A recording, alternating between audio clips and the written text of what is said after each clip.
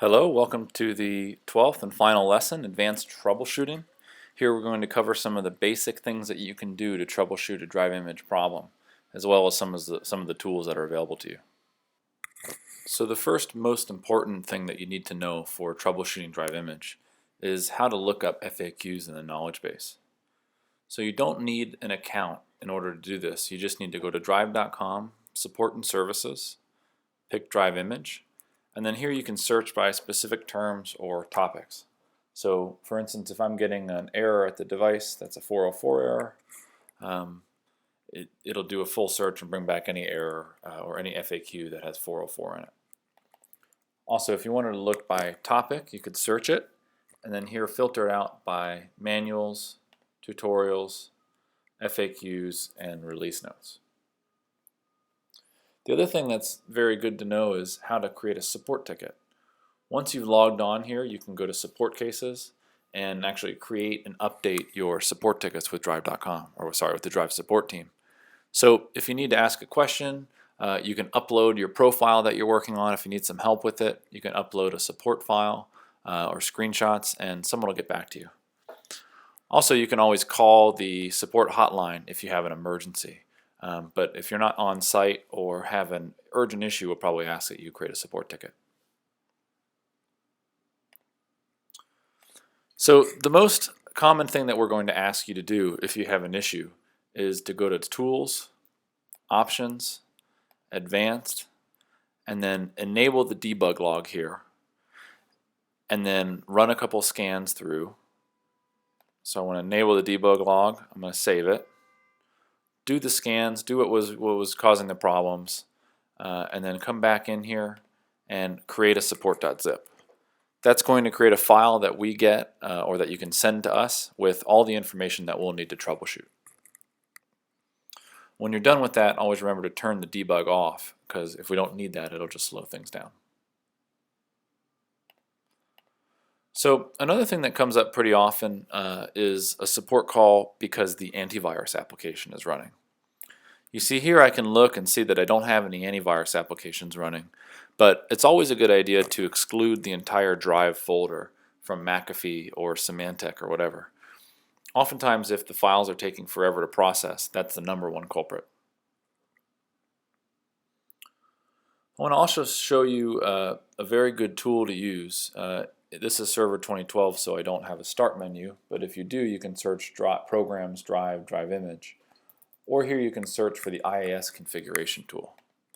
So you might remember this from the install, but what this will let you do is reinstall the Drive Image services. So if there's ever an issue at the device, if something's not working, if the files don't show up, pretty much any issue where it was working and then it stopped working, it's always good to come in here and reinstall the services. That'll reinstall the Windows service, it'll rebuild the IIS site, and most of the time that'll either tell you what's wrong or it'll fix the issue.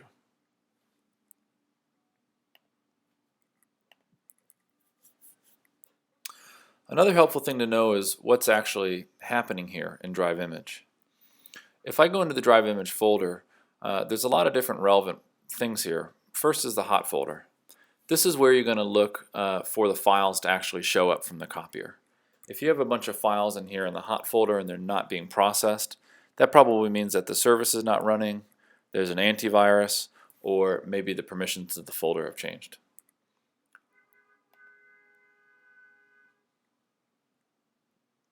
What Drive Image is going to do is to sweep that hot folder, and actually in the work folder it'll build out jobs here. So there's two folders, there's a temp and a service. So there's two folders, there's a temp and a service. The job folders will be queued up in temp, and then as they're processed they'll be brought into service. So actually what I'm going to do here real quick is I'm going to give an example of that.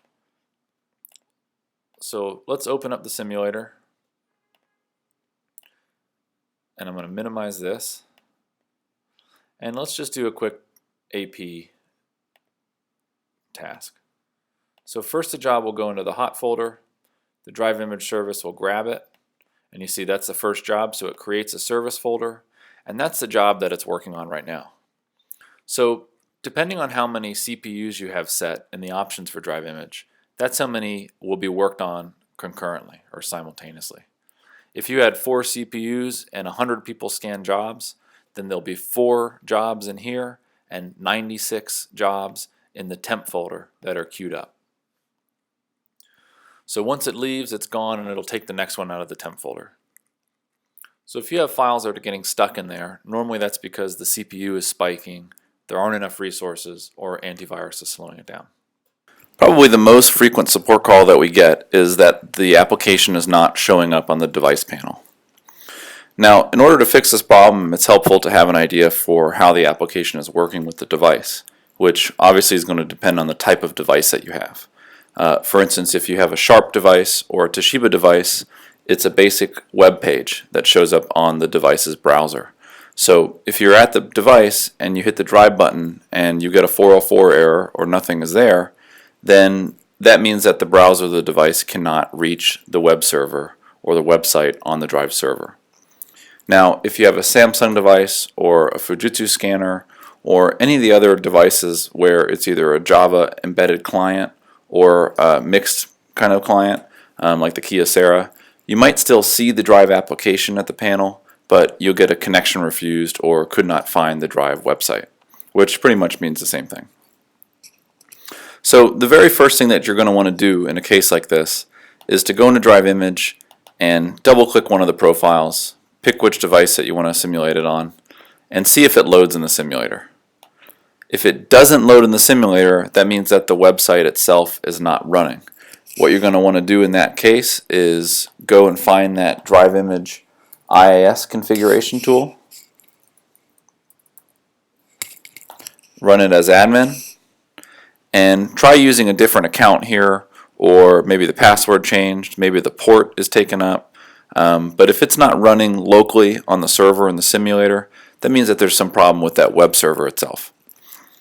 If it is running here in the simulator and it works fine, but you can't see it outside of the device, or you can't see it outside of the server like you can't see it on the device, then you might have an issue with the firewall or with the antivirus, or you might also have an issue where the URL is configured incorrectly on the device itself.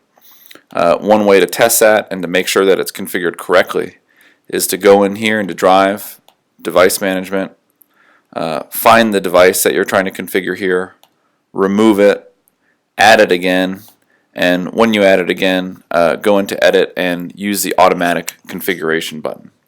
That will let you know if there's any problems, and that should set it up properly on the device.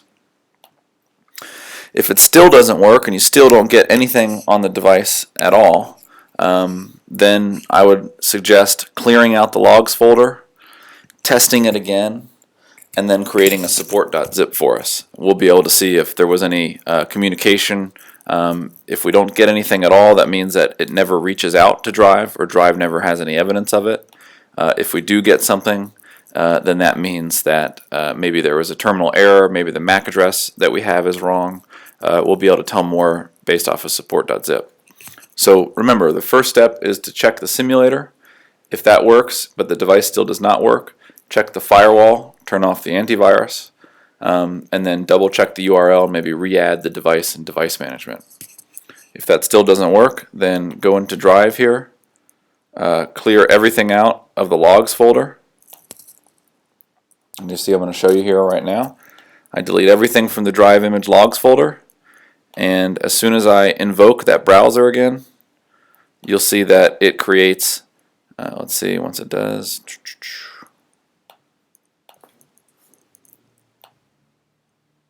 it'll create a new web and web service log. And that lets us know that the device or something reached out to the Drive web server and there was a connection there. If it still doesn't work, then we can look through those logs and see what it might be. Another problem that we fix often with Drive Image is related to the licensing. Now, remember that you can always rerun the license tool here. That'll allow you to check that customer's licenses. It'll allow you to reload the licenses from the server. You can get an NFR license if it's version 6 of Drive Image, and you can also check your current licenses. But any problem with licensing, the best thing to do is to come in here, pick the adapter, reload the license information from the server, and just configure that you have the licenses that you need. Oftentimes what will happen is a trial will expire, or you'll do an update or something. When you use the check for updates function here in version 6, it'll tell you if you have the right licenses before doing it. But if the customer does the update, then you can check and make sure that the licenses are there. If you've installed a trial on the customer server and then we've needed to extend the trial and you've created a ticket for us and given us the customer number, then what we'll tell you to do is go into licenses and reload the licenses from the server, and then we'll have extended the trial another 30 days. I think I just touched on this briefly too. In the newer versions of Drive Image, we have check for updates. This will go out to the Drive server and check for any production updates, not beta updates, but actual releases. That should always be your first step when there's a problem before contacting Drive. Run the update. If everything was working before, now it's not working, that might not help you. But if you're doing a fresh install and something doesn't work, always check for a new update.